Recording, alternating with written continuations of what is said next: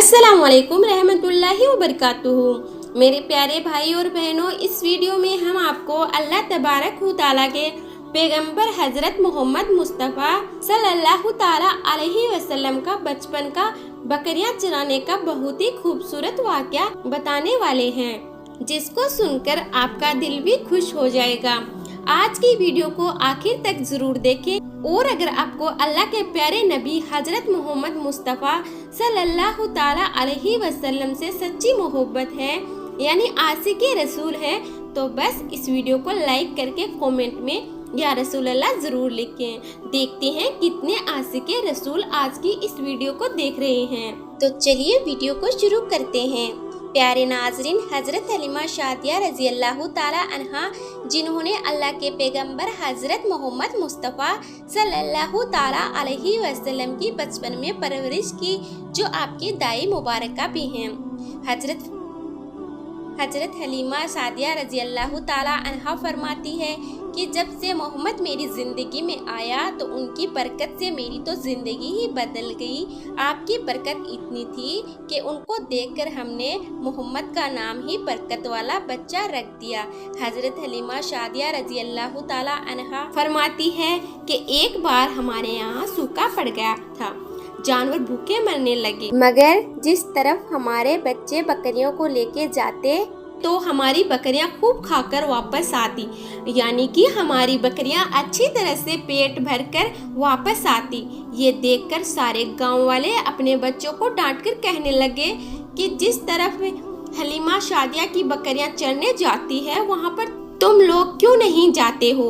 उसके बाद में गांव वालों के दूसरे बच्चे भी अपनी अपनी बकरियां लेकर हलीमा शादिया की बकरियों के साथ ले जाने लगे। अब सब लोगों की बकरियां साथ साथ चरने लगी, यानी कि हलीमा की बकरियां और गांव वालों की बकरियां साथ में चरने लगी। मगर ये देखकर गांव वाले हैरान रह गए कि सब बकरियां साथ में चर रही हैं, लेकिन हलीमा की बकरियां का पेट तो भर रहा है और बाकी की बकरियां भूखी रह रही हैं। ये देखकर हलीमा शादिया कहती है, ये सब बरकत आमना के लाल की है, ये सारी बरकत इस मोहम्मद की है। और यही नहीं, हजरत हलीमा शादिया रजी अल्लाह ताला अन्हा कहती है, गांव में जब भी किसी की बकरियां बीमार हो जाती तो गांव वाले तो उस बकरी को लेकर हमारे घर आते और मोहम्मद का नन्हा सा हाथ बीमार बकरी पर फेर देते और बकरी फौरन ठीक हो जाती। और यही नहीं, अगर गांव में कोई बच्चा बीमार हो जाता तो उस बीमार बच्चे पर मोहम्मद का हाथ फेर देते तो वो बच्चा बिल्कुल ठीक हो जाता। नाजरीन, अल्लाह के पैगंबर हजरत मोहम्मद मुस्तफ़ा सल्लल्लाहु ताला अलैहि वसल्लम जब हजरत हलीमा शादिया के पास में परवरिश पा रहे थे, जब आपकी उम्र मुबारक 3 साल की हो गई थी, तो एक दिन हलीमा शादिया की सगी बेटी अपनी माँ से कहने लगी, यानी कि आप सल्लल्लाहु ताला अलैहि वसल्लम की मुँह बोली बहन अपनी माँ हलीमा शादिया से कहने लगी, जब मैं बकरी चराने के लिए जाती हूँ तो मेरा वहाँ पर भाई मोहम्मद के बिना दिल नहीं लगता। ए मेरी माँ, मेरा एक काम करो, जब मैं बकरियाँ चराने के लिए जाऊँ तो मेरे भाई मोहम्मद को भी मेरे साथ में भेज देना। तो ये सुनकर हजरत हलीमा शादिया रजी अल्लाह ताला अन्हा कहने लगी, नहीं बेबी, अभी मोहम्मद बहुत छोटा है, अभी ये नरम नाजुक है, कहीं इसको धूप लग गई तो देखो कितना हसीन मुबारक चेहरा है, मैं इसको तकलीफ नहीं दे सकती, ये तो मेरा शहजादा है। अगर मोहम्मद के पाँव में पत्थर चुभ जाए, अगर जंगल में जाते हुए मोहम्मद के पैरों में कोई कांटा चुभ गया तो अभी ये बहुत छोटा है, इसलिए मैं इसको तुम्हारे साथ जंगल में नहीं भेज सकती, जंगल में जानवर इसको तकलीफ पहुंचाएंगे, वो इसको मशक्कत में डाल देंगे। ये सुनकर हजरत हलीमा शादिया की बेटी कहने लगी, ए माँ, तुम धूप की बात करती हो, जब मैं कभी भाई मोहम्मद के साथ बाहर जाती हूँ तो आसमान से बादल आकर हम पर छाया करते हैं। और अम्मी जान, तुम जंगलों के जानवरों की बात करती हो, तो सुनो, जंगल के जानवर भाई मोहम्मद के मुंह को चूमते हैं, जानवर तो उसको सजदा करते हैं اور یہی نہیں، جب بھی ہم بھائی محمد کے ساتھ میں بکریاں چرانے کے لیے جاتے ہیں تو ہمارے سب کام آسان ہو جاتے ہیں، ہماری بکریاں بھی ادھر ادھر نہیں جاتی۔ جب حضرت حلیمہ سعدیہ کی بیٹی بار بار اصرار کرنے لگی تو حضرت حلیمہ سعدیہ نے اجازت دے دی۔ اس کے بعد دوسرے دن اللہ کے پیغمبر حضرت محمد مصطفیٰ صلی اللہ تعالیٰ علیہ وسلم اپنی بہن اور بکریوں کے ساتھ میں جنگل میں بکریاں چرانے کے لیے نکل پڑے۔ آسمان سے بادل کا ٹکڑا آپ پہ سایہ کیے ہوئے تھا۔ اس طرح سے 4-5 دن آپ صلی اللہ تعالیٰ علیہ وسلم اپنی منہ بولی بہن کے ساتھ بکریاں چرانے کے لیے جاتے رہے۔ ایک دن حضرت حلیمہ سعدیہ رضی اللہ تعالیٰ عنہا نے آپ صلی اللہ تعالیٰ علیہ وسلم کو روک لیا اور کہنے لگی، بیٹے محمد، آج کے بعد تم بکریاں چرانے کے لیے نہیں جاؤ گے، کیونکہ اب میں تمہیں اور تکلیف نہیں دے سکتی۔ اے میرے بیٹے، مجھے تم سے بہت محبت ہے۔ ایک تو مجھے تمہاری یہ دوری برداشت نہیں ہوتی، اور دوسری بات تم میرے پاس بہت ہی عزیز امانت ہو، اس لیے آج سے تم بکریاں چرانے کے لیے نہیں جاؤ گے، اب گھر میں ہی رہو گے۔ اس طرح سے حضرت حلیمہ سعدیہ نے پیغمبر حضرت محمد مصطفیٰ صلی اللہ تعالیٰ علیہ وسلم کو بکریاں چرانے سے روک لیا۔ پھر آپ اپنی بہن کے ساتھ میں جنگل میں ایک دن نہیں گئے، پھر دوسرے دن بھی نہیں گئے۔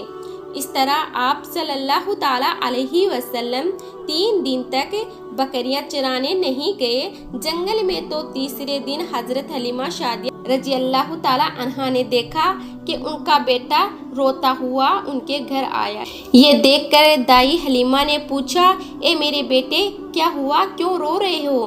تو بیٹا کہنے لگا، اماں، ہماری ایک بکری کو جنگل میں ایک بھیڑیا اٹھا کر لے گیا۔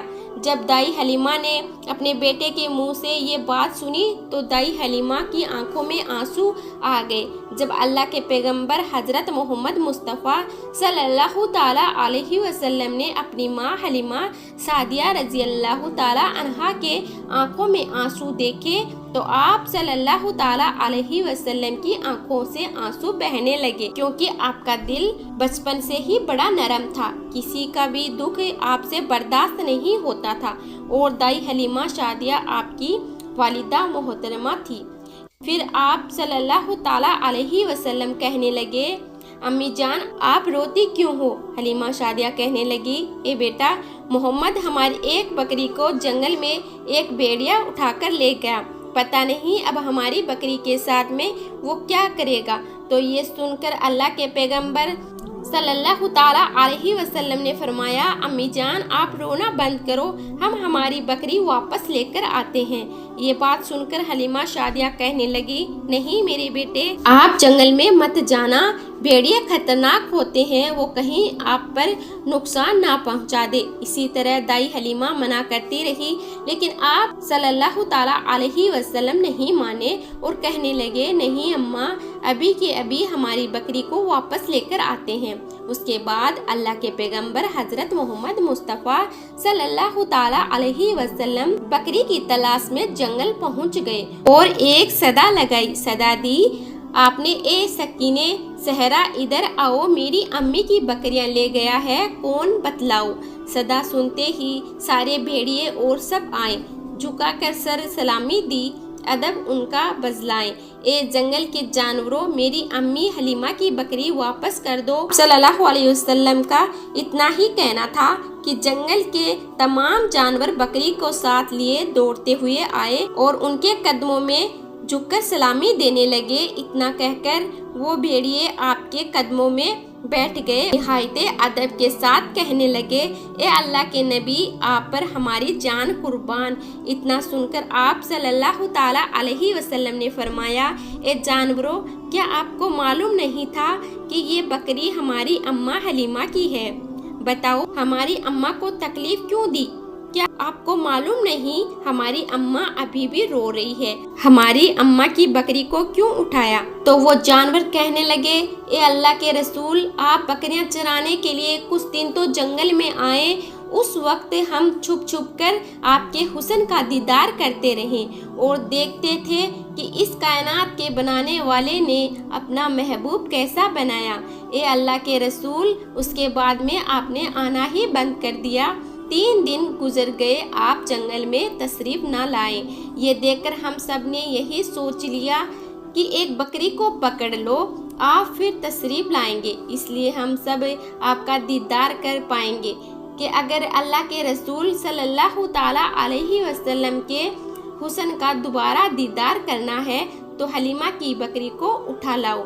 मोहम्मद सल्लल्लाहु ताला अलैहि वसल्लम उस बकरी को छुड़ाने के लिए ज़रूर आएंगे, क्योंकि वो अपनी माँ को रोते हुए नहीं देख पाएंगे और इस तरह से हमारे दीदारे मुस्तफ़ा होगा। और वो जानवर कहने लगे, ए अल्लाह के रसूल, आप पर हमारी जान कुर्बान। बहाना तो इस बकरी का था, हमारा मकसद सिर्फ आपका दीदार करना था, इसलिए हमने आपकी अम्मा की इस बकरी को निशाना बनाया। तो मेरे प्यारे भाई और बहनों, देखा आपने मोहब्बत का ये मंजर।